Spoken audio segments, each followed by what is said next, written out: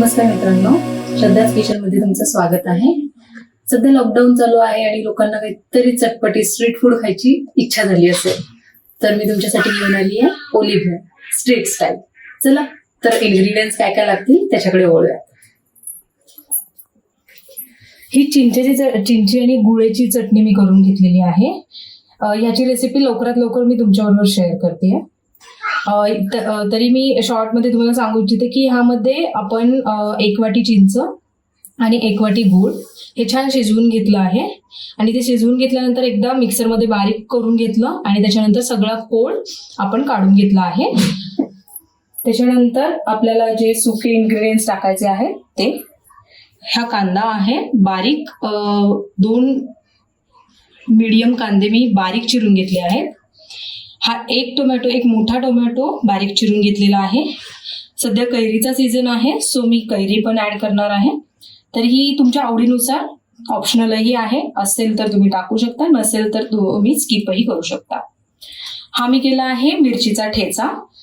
फक्त 8 ते 10 मिरच्या मी मिक्सरमध्ये बारीक करून घेतल्या आहेत. त्याच्यानंतर हे आहे आमचूर पावडर. ही पण ऑप्शनल आहे, जर अवेलेबल असेल तर तुम्ही ऍड करू शकता, अदरवाईज स्किप करू शकता. हा चाट मसाला सध्या सगळ्यांच्याच कडे अवेलेबल असतो, तर थोडासा चाट मसाला. हे आपण घेतले आहे फरसाण. आपण फक्त ह्याचे बेळीचे फरसाण म्हटले तरी ते आपल्याला मिळून जाते फरसाण. त्याच्यानंतर आपण हे पीनट्स घेतले आहेत आणि ही बारीक शेव. आपल्याला लागणार आहेत हे मुरमुरे. चला आपण डायरेक्ट बोलूयात कसं करायचं ते. मी मुरमुरे घेतली आहे. या भेळ करताना आपण असं कुठलंही प्रमाण फॉलो करत नाही. यामध्ये आपण आपल्या आवडीनुसार ऍड करू शकतो गोष्टी. साधारण मी हे 2 वाटी घेतले आहेत, पण शक्यतो प्रमाण आपण नाही फॉलो करणार आहोत याला. त्यामध्ये मी फरसाण घेते.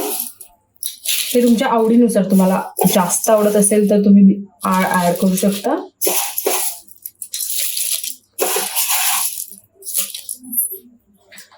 कैरी टाकते मी, टोमॅटो, कांदा,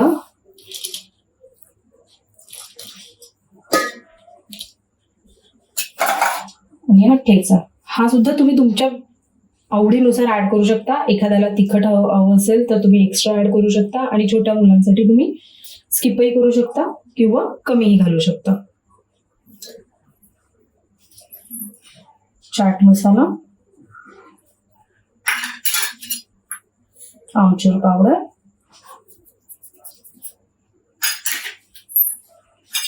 थोडेसे पीनट्स, चवीपुरतं अगदी थोडंसं मीठ. आपण हे एकदम मिक्स करून घेऊया.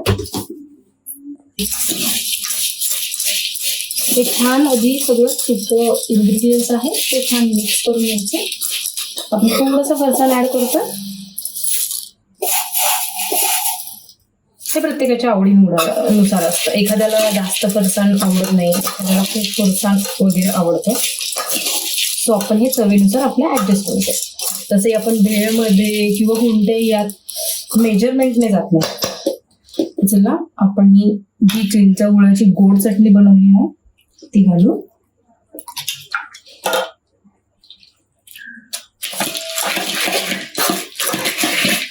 त्याच्यानंतर छान 2 मिनिटं याला आपण मिक्स करून घेणार आहोत.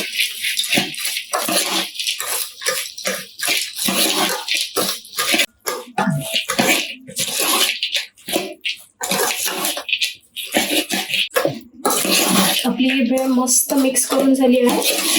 तर चला आपण प्लेटमध्ये काढून घेऊया. चला तर आपली ऑलिव्ह ऑइल रेडी आहे.